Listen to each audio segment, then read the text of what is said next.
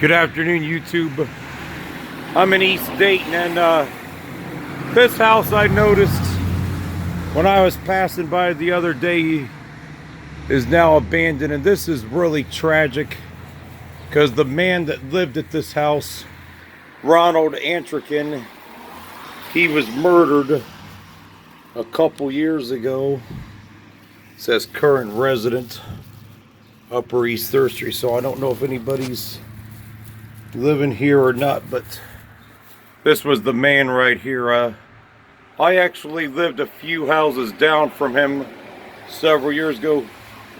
He was actually a very good man. He was a good man. He lived in this neighborhood for I don't know how many years or decades, but you can see the housing violation, and it's really tragic because he was murdered in his own house, and the property is, now sits abandoned here.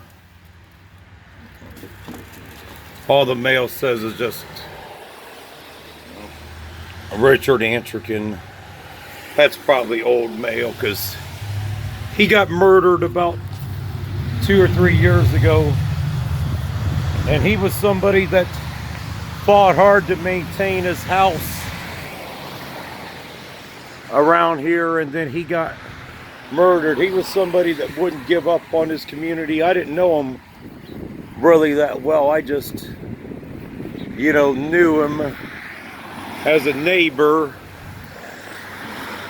And then we wonder why our city is continuing to decay, and yet, we murder our own people, which is really unfortunate. The circumstances behind his death. I want to say the murder was about 1 to 3 years ago.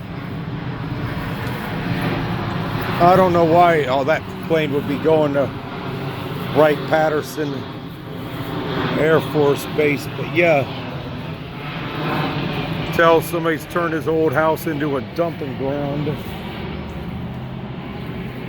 now, and it's definitely it was definitely a really tragic situation, the way that he was murdered here at his own home. I don't know if they caught the killer or not, but it's just a really tragic situation. But I'm just not surprised because of what's happened to the city and to the area. I mean, no, the doors are not open on the house, but Mr. Antrican was a good man. He fought hard to maintain his home here. He would always sit out on his porch, drink, have a good time.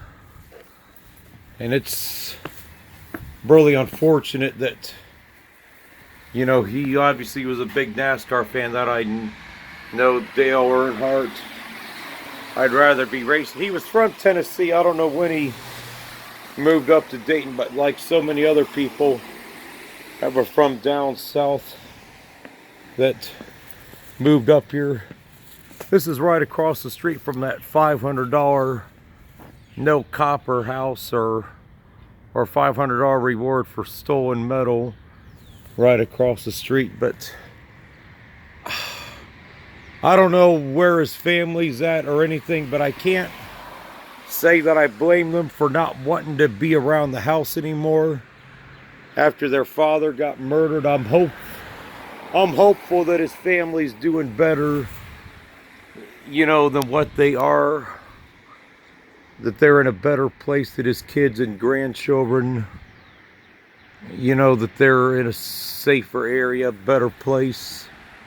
He was Cleveland Browns fan, so you can see the Cleveland Browns flag was ripped down. But yeah, it's a really tragic circumstances to now see this house abandoned like this, but I'm sadly not surprised by it because of the neighborhood, because I've lived in this neighborhood for a long time, so I know what goes on. I used to walk past this place almost every day on the way to the store because I just lived right down there, you know, about 7 or 8 years ago. But anyway, you know, that's it.